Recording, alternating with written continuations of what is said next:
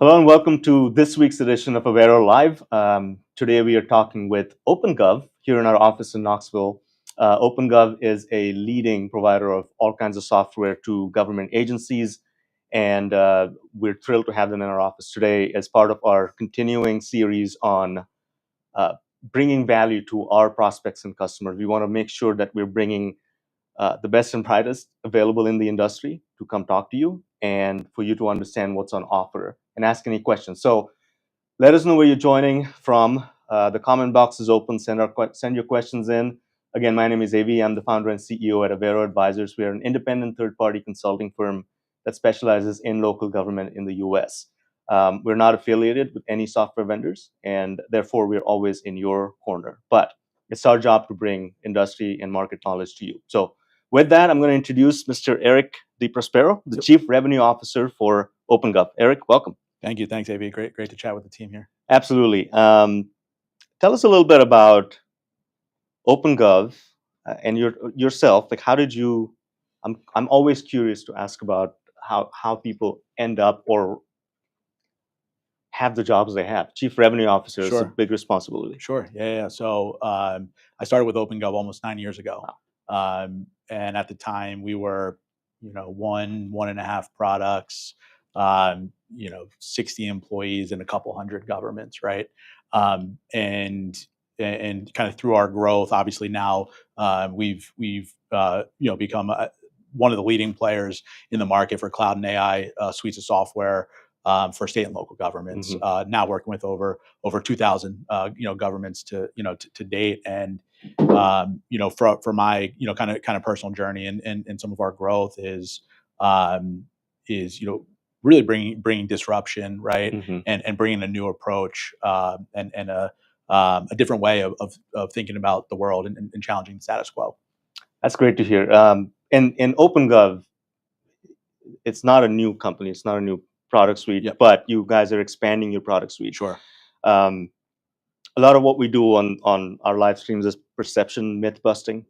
One of the big ones about OpenGov is all you guys do is budget and budget portal transparency type stuff. Sure. So let's bust that one. Yeah. Let's bust it. So, our initial products to market were around financial transparency, right? Bringing the budget and bringing financial information for governments online, right? This was birthed out of California budget crisis, where about 12 or 14 years ago, some governments were potentially going insolvent, right? And it had to be studied because it's like, hey, these are our nation's governments, right? And this is what we believe is the most important sector, that impacts all of us. And we started that journey on financial transparency and kind of evolved into financial reporting. I'm glad we've gotten up to the budget development and planning and forecasting era, so to speak. But we've actually done 9, now 10 acquisitions over the life of the company, with the goal of bringing the cloud to government and now playing in places like enterprise asset management, right, where we're in the home county of one of our largest customers, Knox County, where we talk about permitting and business licensing, tax and revenue, procurement and contract management, and ultimately now bringing this all together as an ERP provider, with financial management being the backbone to these state and local governments. So sounds like you have the full suite of product. Correct. Yep. That you make available to your clients. So I think it's also evolved with the market. Sure. So how have you seen, it started in transparency, Sure, but you can't have transparency if you have broken processes. Sure. Tell us a little bit about how your product has evolved, or product suite, sure, to meet the market where it is and their needs. Sure. Yeah, absolutely. So the number one thing for us, right, is we're customer obsessed, right? So we're constantly listening to our customers and the market. And, when we develop products or if we were to acquire, a product suite, it's not for logo, right? It's not just because we want to, up our customer count, or we want to have a certain customer as a customer. It's because it fortifies our ERP vision, right? Our modern cloud ERP vision that we're bringing to local governments. and it does so in a way that is complementary to to the rest of our offerings, and doing so in an integrated approach. I think one of the really important things for us when we think about the world is you know is ultimately understanding, like, hey, where is the market going? What are some of these either headwinds or tailwinds Right. that governments are faced with, whether it's staffing challenges, public health emergencies that we've seen, Mhm. influx of funding, and making hard financial decisions, right? Which we've seen. I think the last kind of one of the big pivot points before kind of this AI conversation and direction that's going on now is was the COVID world, right? Mhm. And how that was a forcing function for many governments. Now some were already doing providing services online, providing digital services and what have you, but that was really a forcing function to make governments think differently about the world, right? Mhm. And being modern and cloud first, and that's something that we've certainly seen. All right. So you brought it up, AI. Totally, Everyone's talking about it, for sure. and it is the way of the future. We're in the one of the greatest industrial revolutions again, and it's an exciting time. What is OpenAI's OpenGov's? Sorry. No, no, it's okay. Yeah, What is OpenGov's stance, and how are you guys building AI into your product suite? yeah. I think first and foremost, AI is not going away, right? Hmm. It's not a fad or a flash in the pan. This is something that's here to stay. It's in our personal lives. You log into Facebook or your banking app, or what have you, and there are AI components Hmm. there.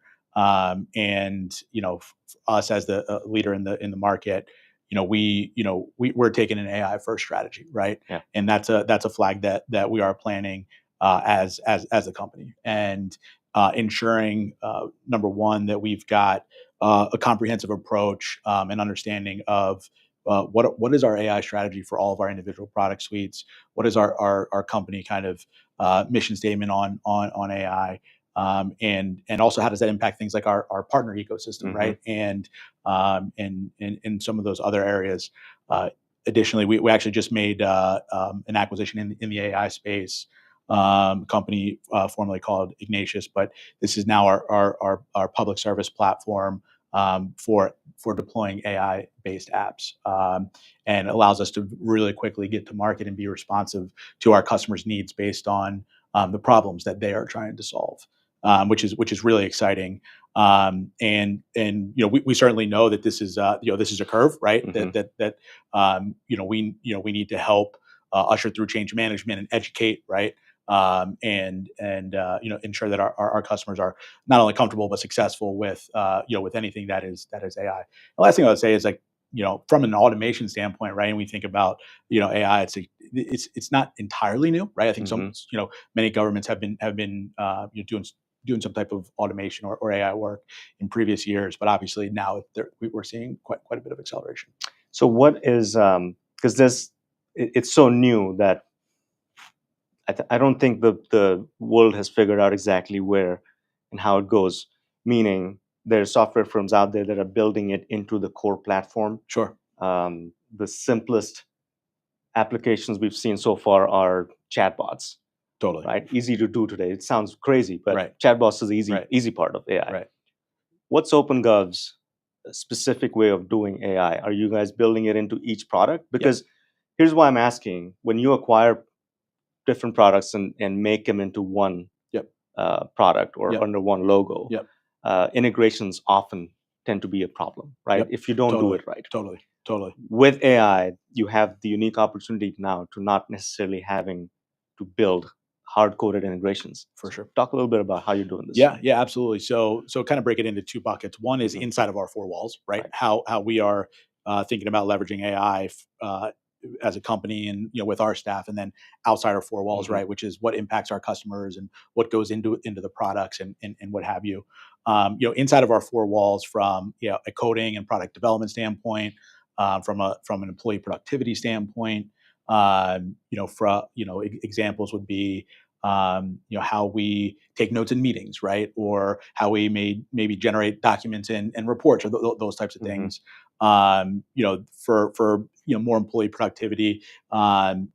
Then separately, again, an entirely big effort going on for how we actually develop our software and features and some AI coding platforms that exist, that are being leveraged pretty Mm-hmm. deeply internally now, that accelerate the features and enhancements and new products and those types of things.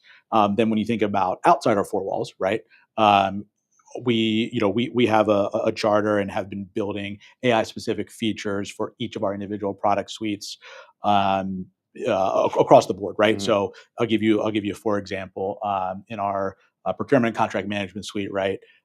Generating scopes, or using Gen AI to really take the brute force of manually having to crunch on documents, Mm-hmm. or search through documents and files, and just giving a lot of time back Yeah. by simplifying the generative documents or proposals, or RFP templates that may exist. Number two is on, so for example, our permitting and licensing suite, right? So um, uh, for building permits, right, or Mm-hmm. business licenses, if it's time to renew uh, a business license, right, or a city needs to communicate with a developer or a resident around the permit status Yeah. or renewing the license, the ability to actually create some of that communication automatically, send text messages out, right, and really provide ultimately like a great experience to Mm-hmm. our customers and customer, which is their community, Right. their residents, their businesses, and what have you. So those are a couple of examples, and yeah, and then there's plenty more. So let's keep talking about integrations, right? Sure, You sure, you yep, you have transparency portals, financials, sure, HR, sure, sure, EAM, yep, permitting. What's OpenGov's approach to integrations? Because again, with AI or without AI, the customer expects things to be seamless. sure, yep. How do you guys do that? Yeah, totally. So a big thing for us, right, is like we want to meet customers where they're at, right? Mm-hmm. So while we provide fully integrated ERP solution, which would be financial management and procurement and contracts management and permitting or tax and revenue billing, property taxes, what have you. Um, we also understand we have to meet customers Right. where they are today. So while we can take the full suite approach with the ERP, understanding that, hey, some of our customers actually do start with, I just want to better track and manage our assets and the work and labor associated to them. Mm-hmm. So they start with our asset management suite, or hey, we need to be more digital with our how we procure and contract with vendors. So they start with our procurement and contract management suite, and then sometimes it's a combination, right? So it's meeting folks where they are, but overall integration strategy and the ability for staff to move seamlessly through their day to day. Here's the thing: there's not staff is not just coming in the door, right? Mm-hmm. And there's resources growing on trees Yep. everywhere, right? So the ability to be more efficient, right? The reason people invest in software is so that they can see the increases in productivity, reduce kind of manual efforts, reduce Mm-hmm. paper processes, and really bring that automation and integration to bear. And that's why and that's why that integration effort, whether that is between OpenGov suites or with OpenGov suites and existing systems or Mm-hmm. what have you, is just super critical. To the extent that we actually invest in entire integration teams, right? So like when we go to a project with a customer, we have specialized talent that is working on those integration efforts. That's awesome. And so when you talk about the current, I'm just going to call it the ERP Sure. space Yep. in Yep. local gov, Hmm. there's a raging debate between all in or best of breed, Sure. right? You have products or vendors, software partners, providers Sure. that sell you the whole thing or nothing at all. And then there are what I would call piecemeal providers that may or may not have the full suite. Yep. Where do you guys see yourself on this debate? If I wanted to just buy your permitting product or just your purchasing product, Yep. if I was a city that wanted that, could I do that? Absolutely, absolutely. And that goes to the point of like meet folks where they're at, right? Mm-hmm. Of course, we would love to run the entire government, right? Yeah. And that is our vision. But we certainly understand that hey, there are current investments or technical challenges or kind of some elements that we need to take into account when we think about charting a path of success, for our customer. So yeah, not super uncommon for somebody to start with, hey, we just want to deploy building permits and code enforcement, right? Or hey, we want to start with financial management and actually do the core heartbeat of the of the government, and then start to layer on from there. So I mean, the answer is both, right? So starting in maybe one office or department, Right. or we could actually do a complete kind of modernization or overhaul for a city. And it's true SaaS, right? This OpenGov is Yes. you don't offer an on-premise No. solution. No. Okay. 100% cloud first. Okay. You'd be surprised how many times we get asked that question on, is there a vendor out there that will provide an on-prem solution? There are, but it's extremely rare. Yeah, I didn't know those still exist. They do. Yeah. Do we have questions?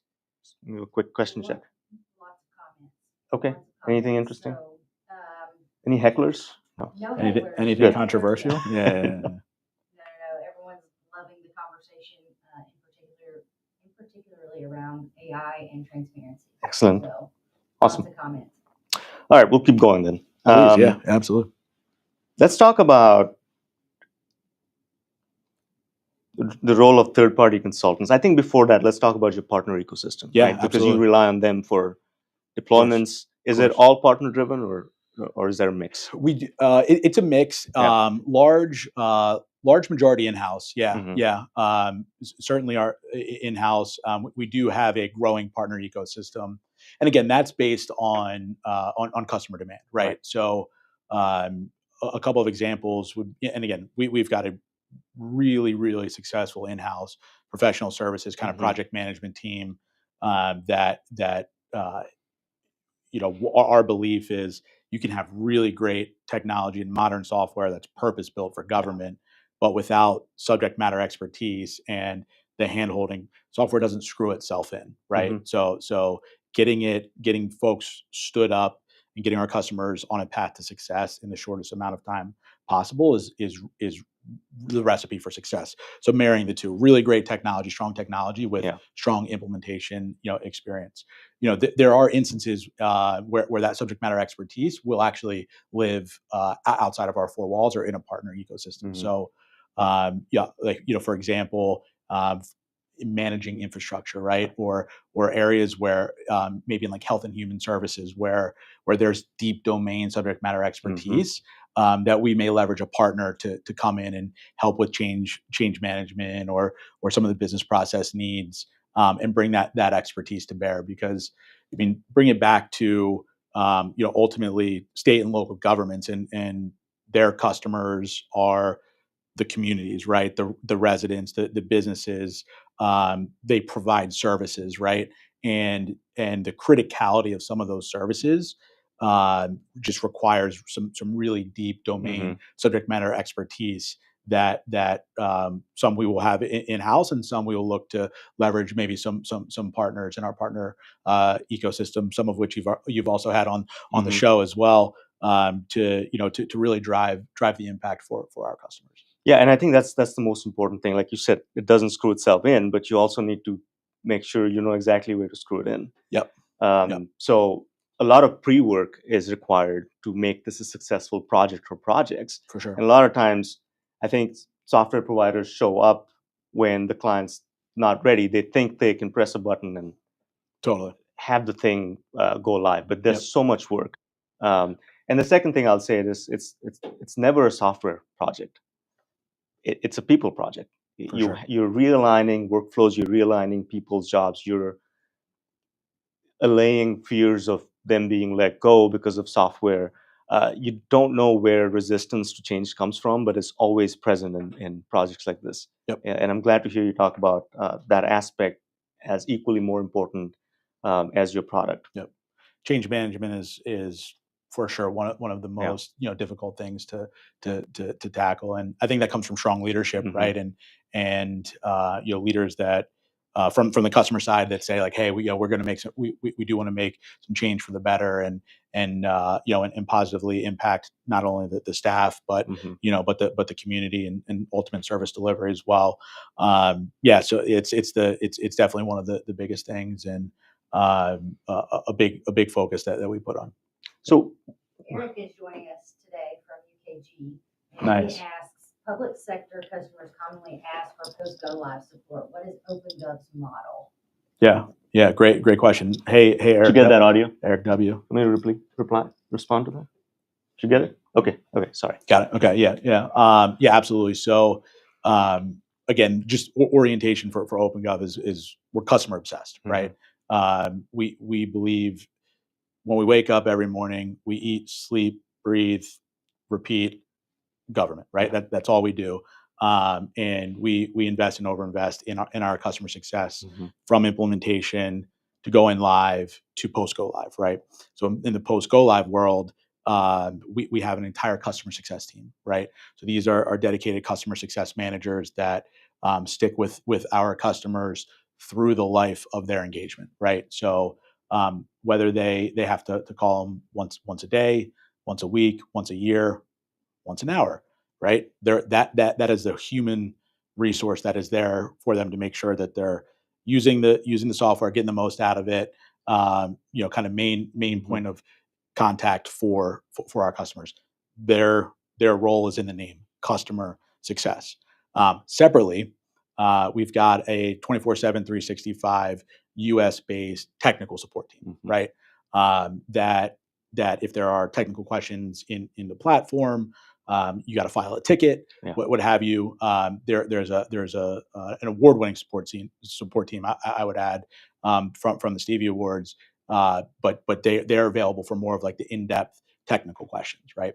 And then kind of the third angle is we take a proactive approach, right? So some of the seasonality that may exist based on a fiscal year when you go into budgeting, or it's audit season or what have you, we've actually have some team members that will proactively reach out and say, hey, you're getting ready to go into budget development. Let's make sure that you're set up. What are some of the priorities? What are the strategic plan goals, and getting ready to marry up with the customers based on kicking off their next year's budget process, for example. Yep. Any other? Yeah, we have Go ahead. another one. This one's a little bit spicy, but I think it's good. So in terms of acquisitions, has the rapid expansion led to the dilution of its core mission in transparency and accountability? Okay. Well, let me frame that a little bit. OpenGov was acquired last year, strategic acquisition or infusion of funds, if you may. Yep. And I think that's where the question's stemming from. How have things gone since then? Yeah, absolutely. I think swimmingly well, right? Okay. So as you mentioned, the acquisition or majority investor from Cox Enterprises, probably the biggest thing that led to that majority investment and acquisition from Cox was the values alignment, right? This is a 125 year company, right? Family run and owned and operated, that we actually knew many years ago, as they initially invested a small amount in OpenGov via their venture and emerging markets fund, and also underwrote the Cartograph acquisition. So they helped fund one of our most successful products, which is our enterprise asset management product suite. And the big thing, going back to like the values and the cultural alignment, is when we think about when OpenGov thinks about time horizons, right?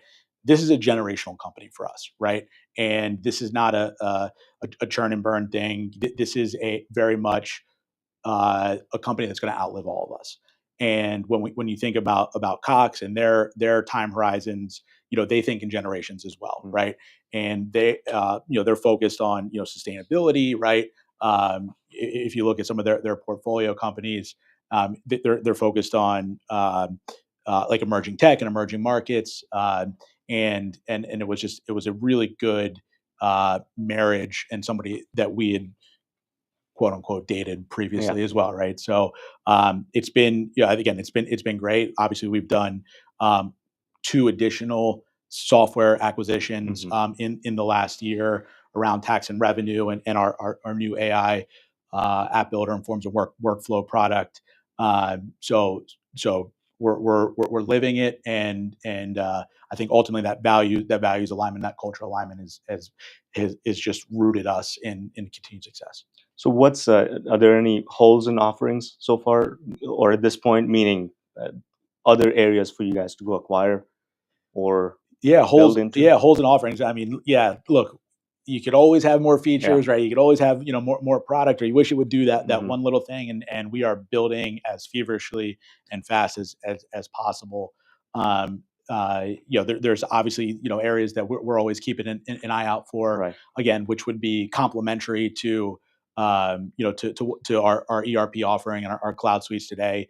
The big thing for us, right, again, is it goes back to like quality tech, right? We want quality, modern. You asked if we were cloud only, right? So modern, multi-tenant, software as a service platforms that is really our bread and butter. That we want to make sure it's good quality, built for government tech to bring in, that would complement some of our other offerings, or potentially give us an offering in an office that we don't have one today. Right. Yeah. So I mean, there's so much out there. I mean, just pick an office. I think it's probably only a matter of time until we have something for everybody. That's awesome. More questions? Oh, okay.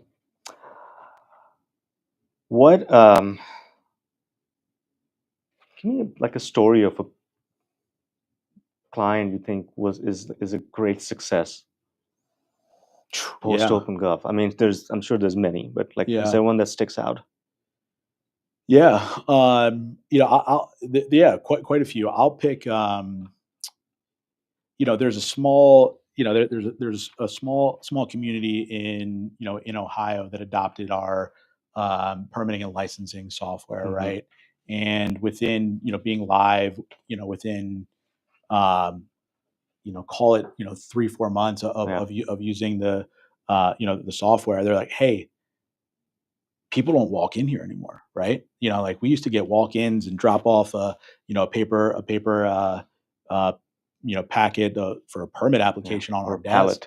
Pallet, or have to write a check, and now it's like, hey, they submit that online, and we can we can accept their payment and issue their all the way through to their CO, entirely online, which has been great. I look at places like the city of Tampa, right? When you talk about like growing city, booming city, in the state of Florida, where they're marrying their budget priorities, right, and what they're funding to actual performance metrics, right, and looking at the impact of, hey, we said we were going to increase walkability. Hey, we said that we're going to increase public safety. Our incidents going down in this area, and our we have the appropriate staffing levels, and making sure that is understood, and effective decisions are made internally. Then also communicated to the public, right? Like tell that story, share that story with the community, which is really where we obviously got our start when engaging with the public. I think about the city of Los Angeles, right? They're preparing for Olympics, World Cup. They've got massive infrastructure investments, that are going on, executive directives that are coming down, and the ability to look almost citywide and leverage our infrastructure and asset management software to properly just maintain. Think about the tens of thousands or hundreds of thousands of assets that exist across the city of Los Angeles, right? So properly maintaining and and ensuring good working order, preventative maintenance, being proactive with how they actually maintain things, as opposed to reactive.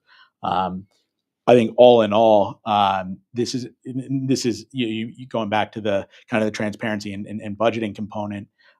We've grown so much in some of these other areas around community services and permitting and infrastructure, and now 1 in 3 Americans touches services through OpenGov software. Yeah, 1 in 3.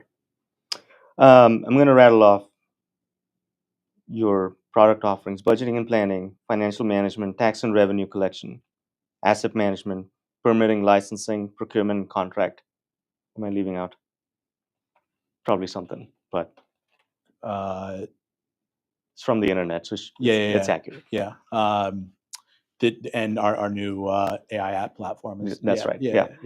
Public safety, anything in public safety yet, or is that part of the roadmap? Not yet. Okay. That's a very deep domain expertise, place. Something that we always have our eyes on, like where the public goes, the criticality of systems, public safety, Parks and Rec is obviously like utilities, interesting. Utilities, utility billing is a huge focus and investment for us, which is actually a current priority that we've got going on. Utility billing is? Yes. Yep. Awesome.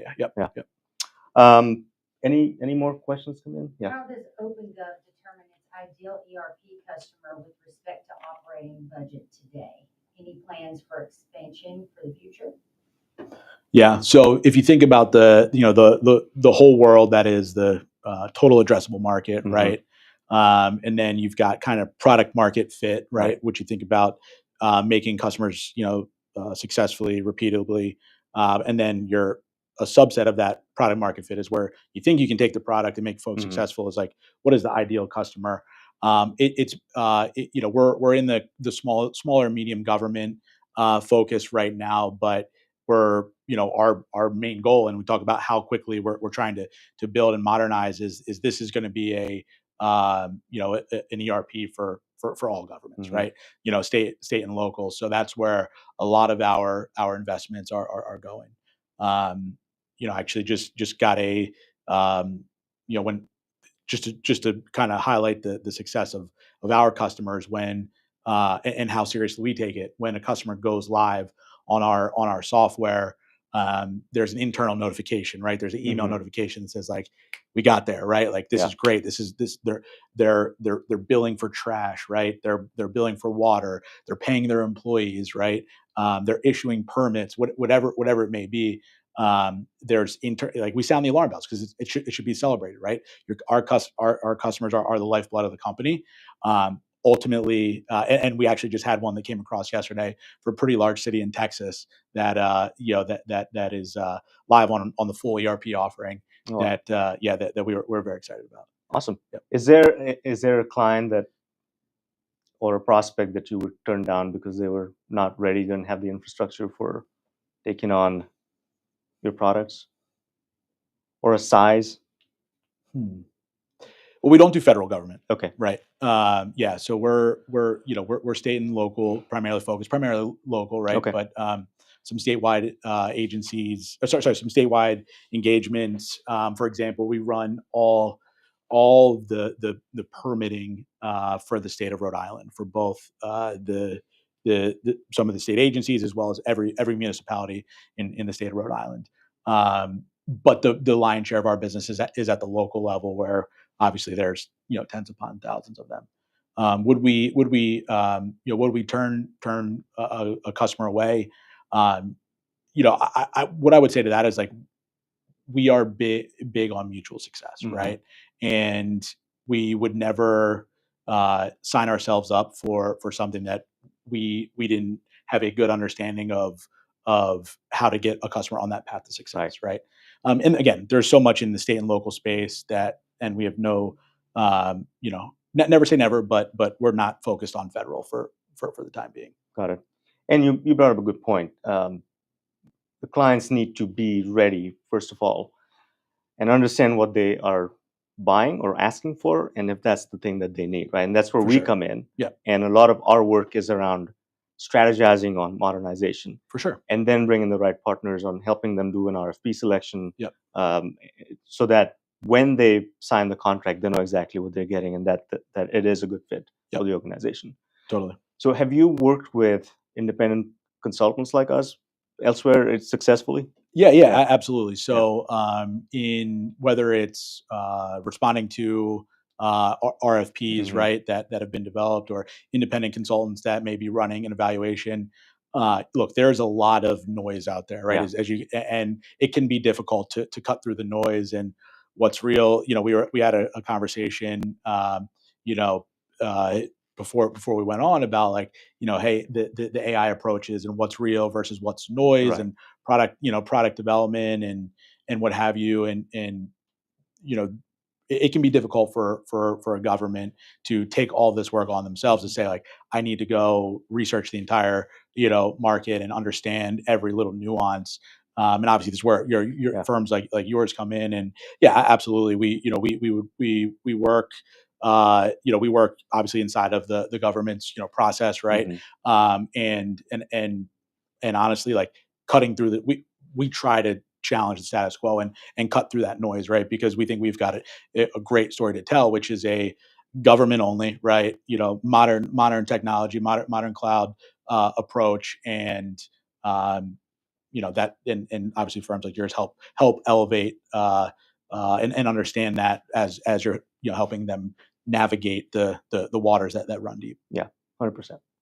Questions? Nope, all good. No more questions. Well, it's been a pleasure, Eric, having you in Knoxville. Yeah, it's been. It means a lot that you guys traveled and came here to our office, and that you have a flagship client right here. Totally. So Yep. that's amazing. But any parting thoughts, remarks? Anything we didn't cover today? I think with the way that we look at the world, right, and I think you all have a similar ethos, right? Is like it's a journey with the customer, right? Mhm. And we're always looking to uh, you know take a partnership approach to go on that journey, Yeah. with our customers. And again, whether it's starting in one place or starting everywhere, right? Those are certainly approaches that we're comfortable with, and then going on that journey with governments that want to bring that change management and want to bring modern technology and that forethought. And then with our growth and in support of our customers, I would say is like we're always looking for talent to come on board, right? So Yeah. yeah, we're hiring in many of our key cities, and we're always looking for those next stars to join the team that want to make an impact and live the mission to Yeah. power a more effective and accountable government. I think we're on the same page there. Our ethos is client first, and our the project delivery department's actually called client success. Yep. And we are also hiring. So apply here before you apply here. Yeah. Kidding. But Eric, it's been a pleasure. Thank you again for coming to Knoxville Thank you so and much talking to for us. having And, us. and Yeah, I'm absolutely. sure we'll do this again soon. Yeah. It was great. Thanks, Appreciate AV. Is there a question? One more question for Eric. Last call. Okay. Last call.